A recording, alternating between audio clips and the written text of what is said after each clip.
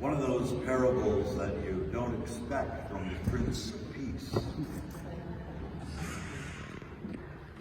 As Jesus time and time again is trying to speak in parables, trying to unfold for the people what this kingdom of God is. And again today, this parable is specifically addressed to the scribes and Pharisees, leaders of the people, who are the descendants of those who did kill the prophets, who didn't listen to all the messages that were sent. So Jesus speaks to them about their refusal, in a sense, to enter into the kingdom, whereas the initially uninvited are finding themselves excited as they can be at the wedding. They are at the wedding of the crown prince. And you can imagine the food and the wine, things that those folks had never touched before. We're something. We've been invited to the wedding of the prince. We are invited. Clearly, the invitation to come to Sunday Mass is just a small part of this taste of the kingdom of God. And by no means am I saying this is what Jesus was talking about. But certainly, listening to the invitation Sunday by Sunday to taste a little bit of the kingdom of God is what this Sunday celebration is about for us. And trying not to find excuses to ignore the invitation. Well, there are sometimes legitimate reasons why we can't, of course. But to realize what Jesus is inviting us to. And the more we might appreciate that, the more we say, yes, I do want to come to the feast. We live in a world that is torn by more strife than I could begin to name. We miss the fact that Pope Francis, reminds us that this planet is our common home. And we are part of a common humanity. And we are part of the divine, each and every one. But sadly, time and time again, we forget that. We forget who we are. We forget who God made us to be.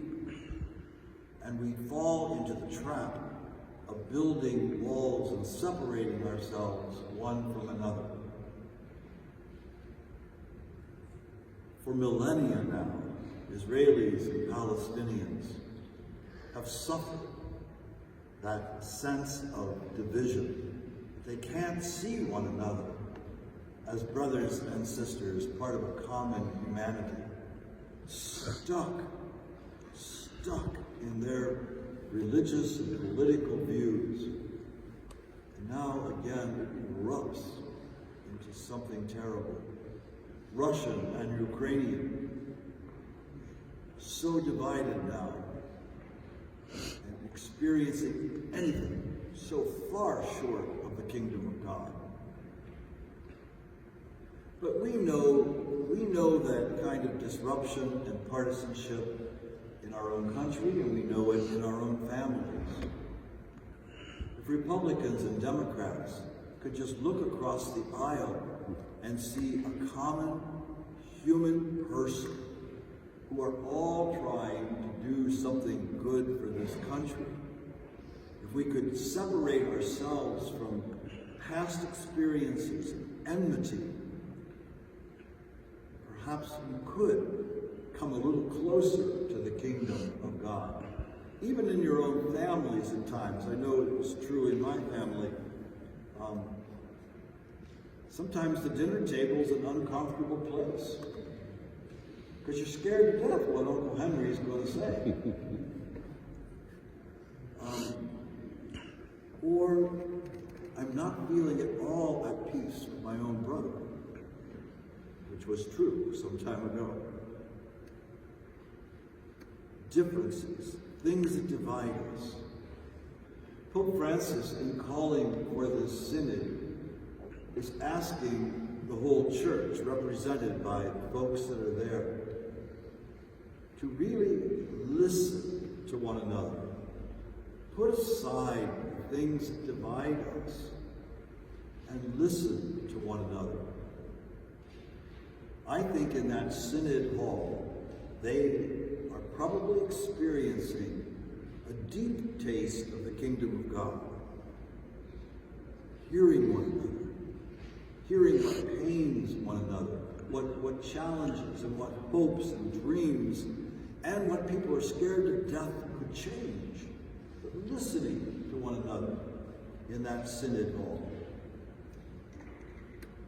I think back to our September 24th meeting when we gathered over at the cafeteria or the dining room at St. Anthony Center. Listening to one another, hearing one another's stories, or something as simple as a picnic in the cafeteria at St. Clement's.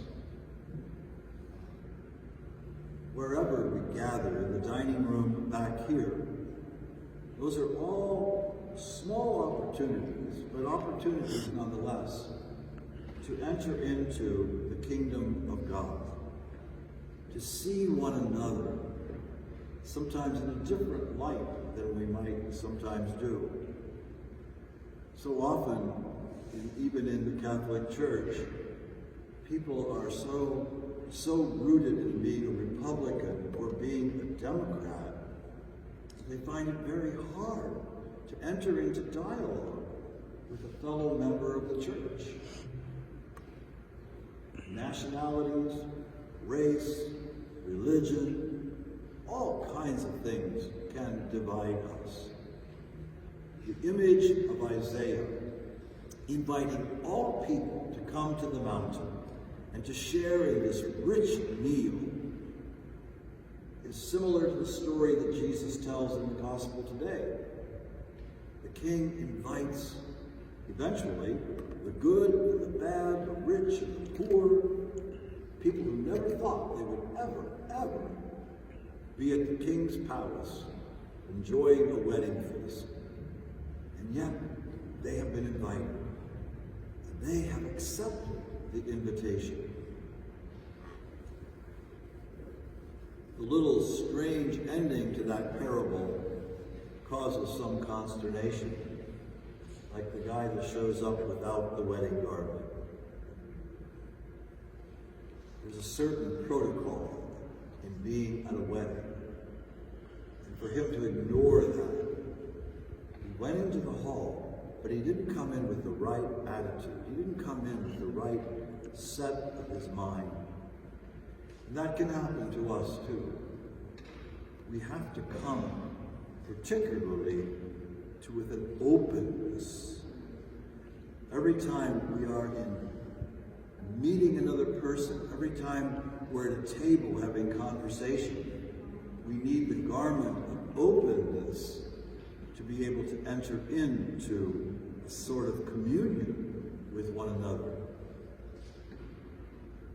So I hear in these scriptures today, again, that invitation to see one another as brothers and sisters, all part of our common humanity, all of us wanting what's good, but the need to set aside sometimes our own strong convictions, our own strong opinions, just long enough at least to try to hear that other voice different from ourselves. So today, again, we are invited to taste the kingdom of God. Just a slight taste of it. It's like Sunday Mass is like the hors d'oeuvre before a big feast. Enjoy the hors d'oeuvres this morning. Enjoy this taste of God's kingdom in relationship with each other, and in the taste of communion with Christ's body and blood.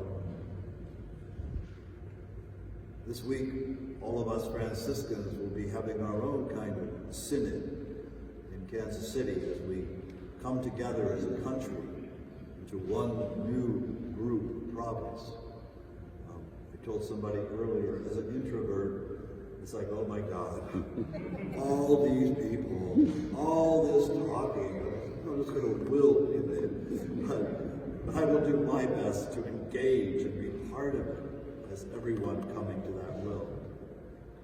So but even as simple as the dining room table in your home today, it is a place of tasting the kingdom of God, especially to the degree that we open ourselves to one another and listen and value what each person around the table is bringing.